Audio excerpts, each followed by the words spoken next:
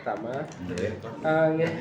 Pak Kepala Sekolah, selama ini bagaimana Bapak mengidentifikasi antara kasus-kasus yang merupakan dilema etika atau yang merupakan bujukan moral? Baik, terima kasih. Yang ada di sekolah kami SMP 1, permasalahan itu kita bisa lihat secara langsung, info dari guru, pegawai, dan siswa. Itu yang pertama ya. Saya langsung bisa dilihat secara langsung atau info dari guru dan siswa itu maksudnya.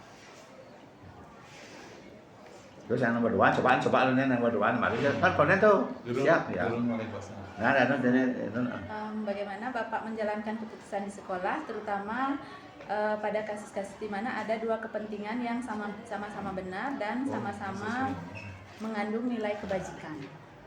Kita harus tetap berpegangan pada aturan dan tata tertib yang berlaku di sekolah kita. Walaupun di satu sisi ada siswa yang melanggar karena keadaan yang membuat mereka begitu, tetapi tetap kita berikan pemahaman bahwa perbuatan itu adalah salah, melanggar aturan dan bertentangan dengan norma-norma yang ada di sekolah kita.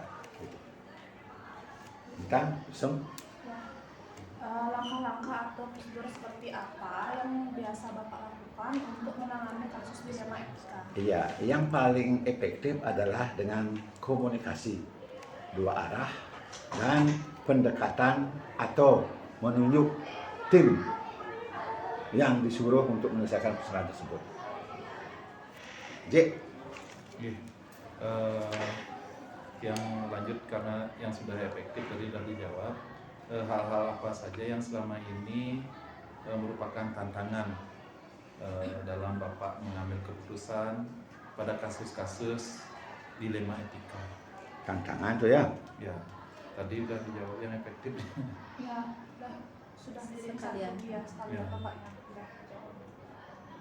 Tantangannya. Sudah dijawab Chandri? Yang nomor 4 sudah terjawab. Sudah terjawab. Jawab ya. Itu nomor 5. Hal-hal apa saja yang selama ini merupakan tantangan dalam pengambilan keputusan pada kasus-kasus ini? Baik, Tantangan. karena kita berbanyak, baik itu dari segi jumlah guru dan pegawai, jelas kita tidak satu bahasa, satu tindakan, sehingga ada yang beda pendapat. Beda pendapat itulah yang kita berikan pemahaman, komunikasi bahwa itu adalah pelanggaran etika moral gitu. Jadi beda karena banyak pasti ada beda pendapat itu tantangannya. Tapi pendapat itu kita tidak bisa biarkan artis itu aja, pasti harus kita sinkronisasi. Okay? Lanjut Pak nih, pertanyaan berikutnya. Untuk penyelesaian kasus dilema etika, apakah Bapak langsung menyelesaikan di tempat atau memiliki jadwal untuk menyelesaikannya? Baik. Kemudian bentuk prosedurnya seperti apa? Jadi tergantung dari pelanggaran yang dilakukan oleh siswa. Kalau pelanggarannya itu bisa diselesaikan dengan langsung, kita selesaikan secara langsung. Kalau pelanggaran itu memerlukan pihak ketiga, dalam hal ini orang tua, kita jadwalkan sehingga kita panggil yang bersangkutan bertatap muka langsung, siswa, orang tua murid, guru BK, dan kepala sekolah terakhir kalau memang diperlukan. Nah, ya.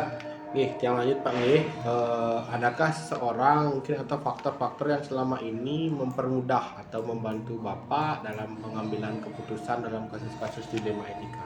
Ya, jelas ada. Karena di sekolah itu ada beberapa guru mata pelajaran. Yang khusus menangani siswa adalah guru BK atau bimbingan karir. Dan tidak menutup kemungkinan bisa juga dibantu oleh wali kelas guru yang mengajar di kelas maupun wakasek yang ada di sekolah tersebut. Dahil kan? Oke, dari semua yang telah kita diskusikan tadi, dari semua hal tersebut, pembelajaran apa yang dapat Bapak petik dari pengalaman Bapak dalam mengambil keputusan tentang dilema etika tersebut? Baik, ketika siswa itu melanggar dan kita berikan pembinaan komunikasi dan akhirnya anak tersebut bisa memahami kesalahannya dan mengubah mindsetnya, itulah suatu kebanggaan kita selaku seorang pendidik, sehingga nantinya anak tersebut bisa mengimbaskan kepada teman yang lain yang tentunya melanggar tetapi tidak diketahui oleh pihak sekolah. Jadi ada pengimbasan, ini yang sebenarnya kita harapkan sehingga tidak semua nanti muridnya bermasalah. Itu aja.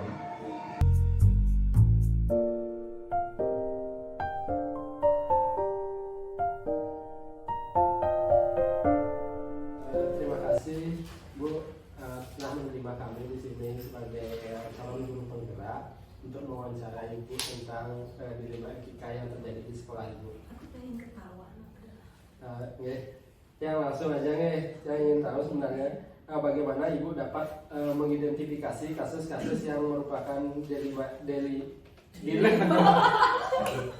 Dan aku mengalami hal yang sama di bacanya dari mana?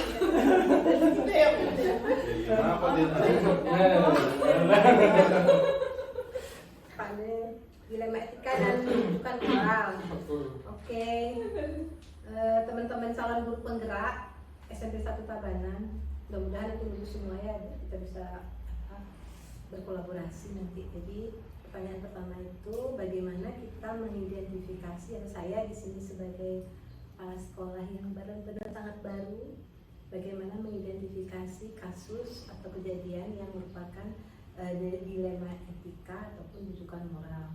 Nah, kita tahu kalau rujukan moral itu kan jawabannya satu, yang lain itu pasti salah, karena seperti itu. Jadi kalau misalnya bagaimana mengidentifikasinya untuk mengetahui bahwa itu adalah dilema etika, jadi saya akan menyediakan beberapa opsi keputusan atau solusi, dan ketika beberapa opsi itu semuanya benar lah, semua benar, berarti itu adalah dilema etika. Dan ini yang paling sulit sebenarnya bagi kita sebagai kepala sekolah. Sebenarnya ini yang sulit untuk diambil keputusannya. Kalau rujukan moral ya udah, ketika dicoba keputusan ini benar, kemudian dicoba yang lain salah, ya berarti itu adalah rujukan moral. Dan ketika rujukan moral itu ada, kasus yang berupa rujukan moral itu ada, berarti yang harus kita lakukan adalah memilih opsi yang memang sesuai dengan aturan. Kalau dilema etika, berarti dia akan ada opsi-opsi lain yang sebenarnya yang sama-sama benar. A diambil keputusannya benar, B juga boleh. Seperti itu. Lagi? Selama ini bagaimana Ibu bisa menjalankan pengambilan keputusan di sekolah ini, terutama untuk kasus-kasus di mana ada dua kepentingan yang sama-sama benar, sama-sama mengandung nilai kebajikan, mungkin dilema etika. Berarti bagaimana saya menyikapi kasus dilema etika yang seperti itu. Jujur saja kalau di sekolah itu, mungkin di SMP 1 di sini sama aja, kasusnya itu memang lebih banyak dilema kan. Karena ketika rujukan moral kita udah pasti tahu kita nggak boleh melakukan hal yang di luar itu kan. Nah, dilema etika ini saya biasanya gini, yang pertama kan harus yakin dulu bahwa itu adalah kasusnya dilema kan. Nah, kemudian setelah itu ini saya pasti menganalisis dulu siapa saja yang akan terlibat ketika satu keputusan diambil kan. Apakah akan melibatkan sekolah, melibatkan orang tua, nama baik sekolah, nama baik orang tua, siswa kan, itu yang pertama. Kemudian akibat-akibatnya apa saja yang akan terjadi ketika saya mengambil keputusan A atau keputusan B, kemudian mana dampak keputusan mana yang memiliki dampak yang paling baik itu. Nah, kemudian setelah yakin dengan itu, baru sediakan beberapa opsi keputusan Setelah itu saya ngajak teman-teman biasanya mengajak teman-teman untuk memilih ke solusi-solusi. Biasanya solusinya datangnya dari kita dulu. Saya punya 3 solusi untuk kasus ini. Bagaimana teman-teman, mana kira-kira yang paling baik? Gitu. Nah, kemudian setelah dipilih satu solusi, kemudian baru kita laksanakan.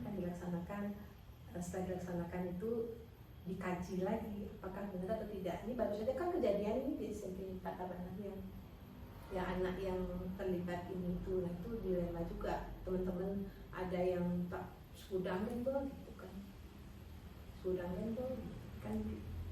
pemikiran panjangnya nggak bisa kayak itu. Setelah dilaksanakan dievaluasi lagi benar atau tidak keputusannya. Kalau misalnya sudah tepat ya artinya memberikan hasil yang baik, udah lanjut. Langkah-langkah berarti ya. Jadi sebutin langkah-langkah berarti ya. Ya udah langsung. Udah langsung. Yang keempat, yang ketiga apa? Langkah-langkah prosedur. Oh, langkah-langkahnya yang hampir yang tadi. Yang tadi itu apa pertanyaan? Bagaimana Ibu Menjalankan menjalankan keputusan, misalnya langsung ke langkah. udah ke Oh, langsung tadi ya. apa?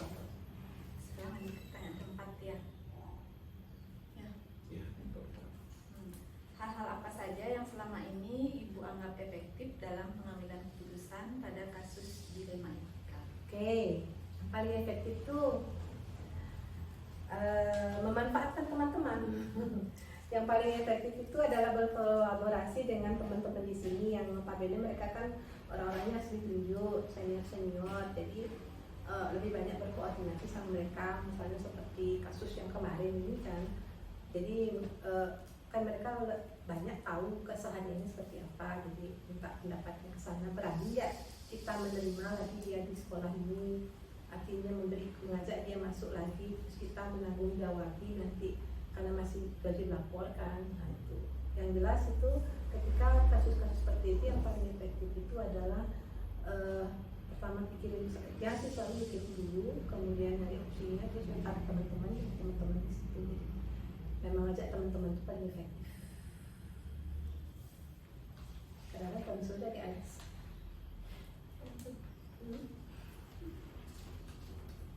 Nah, sudah, bapak saya lanjutkan. Hal-hal apa saja yang selama ini merupakan tantangan dalam pengambilan keputusan pada kasus-kasus dilema etika yang Ibu alami?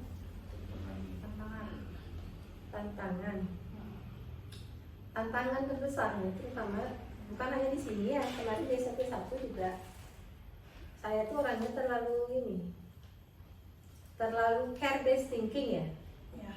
Ya, Kasih sayang. kalau dia tuh yang rule based thinking, yang M based thinking dan care based thinking. Asmaran tuh dong kayak care based itu terlalu peduli gitu loh sama orangnya. Kadang-kadang keputusannya itu terlalu mementingkan ini ke dalam gitu. Nah itu tantangan dari diri sih sebenarnya. Makanya akhirnya kalau kemarin di SMP 1 itu pasti ngajak waktu Juniati konsul karena Yo kan orangnya saklek dengan aturan kan, jadi kita padukanlah di situ antara rule based thinking sama care based thinking. Jadi pangsing terlalu ini. Kalau di sini dia punya teman juga yang di kurikulum itu dan juga dia saklek, artinya dia aturannya gini buat artinya care based thinkingnya kita itu dipadukan dengan yang rule based thinking, jadinya gitu dia balance lah.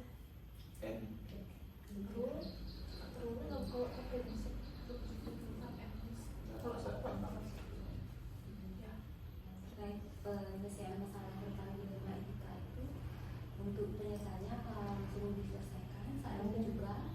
Penyelesaian masalahnya itu akan langsung diselesaikan saat itu juga, atau ibu punya jadwal tertentu, terus prosedurnya seperti apa? Kalau penyelesaian masalah itu kadang pada saat itu juga bisa karena ada kasus yang perlu penyelesaian saat itu juga.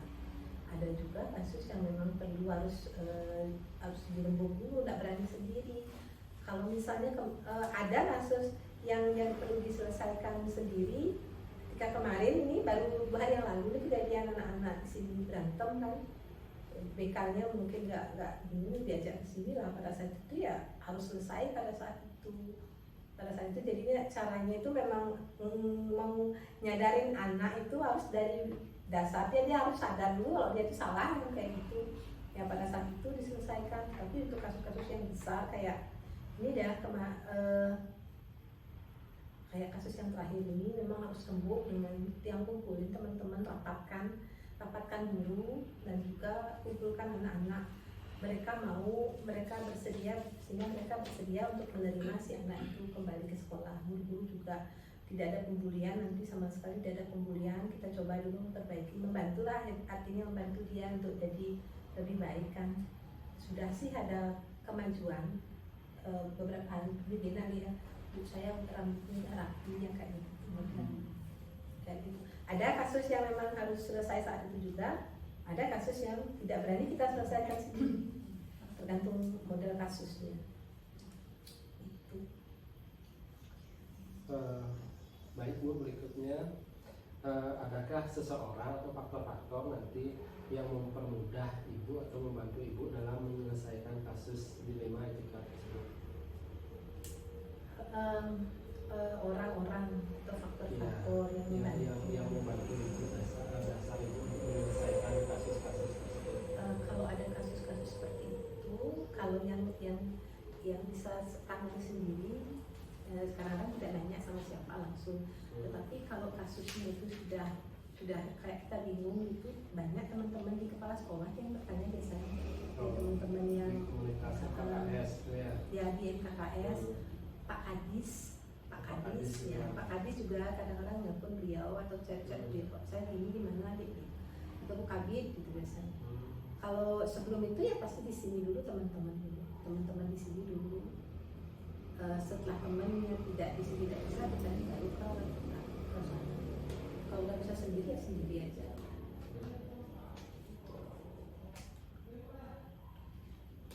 Yang terakhir Bu, dari pengalaman Ibu menyelesaikan kasus-kasus apa yang bisa dipetik dari kejadian-kejadian dari pengalaman? Jadi yang pelajaran apa yang bisa Oke. Ternyata jadi kepala sekolah maupun guru juga sama ya, berpikir panjang atau mengaktifkan otak lumpur itu sangat penting ya, kan belajar otak lumpur, otak human itu kan artinya ketika kita menghadapi sebuah kasus, jadi kita tidak bisa langsung ketika melihat si anak itu dia nyogok timpalan itu misalnya, dorong temennya, belum bisa kita memutuskan bahwa dia itu salah karena kita tidak tahu apa yang terjadi sebelumnya. Nah seperti itu. Pembelajaran yang kemarin di guru penggerak itu mengajarkan kita untuk berpikir lebih panjang lagi, menganalisis analisis lebih tekannya permasalahannya, itu yang pertama. Kemudian yang kedua komunikasi itu menjadi hal yang paling urgent dalam penyelesaian sebuah kasus. Ketika punya permasalahan, kepala sekolah punya permasalahan apapun itu, bidang keuangan, apapun itu, program atau apa yang tidak berjalan, yang perlu dilakukan adalah komunikasi dengan sekolah. Itu aja. Kalau sudah komunikasi, yakin selama ini diterapkan di sini ya. Kalau tadinya ada gap, ada permasalahan, misalnya kita sama Aris, setelah komunikasi itu udah ternyata hanya sedikit miskomunikasi udah selesai. Nah, itu komunikasi. Ya itu aja sih, komunikasi dengan berbagai pihak, dan intern maupun ekstern. Banyak belajar.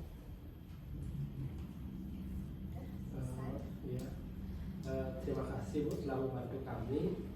Dan juga kami dan apa lagi yang bisa diucapkan selain terima kasih kepada Ibu.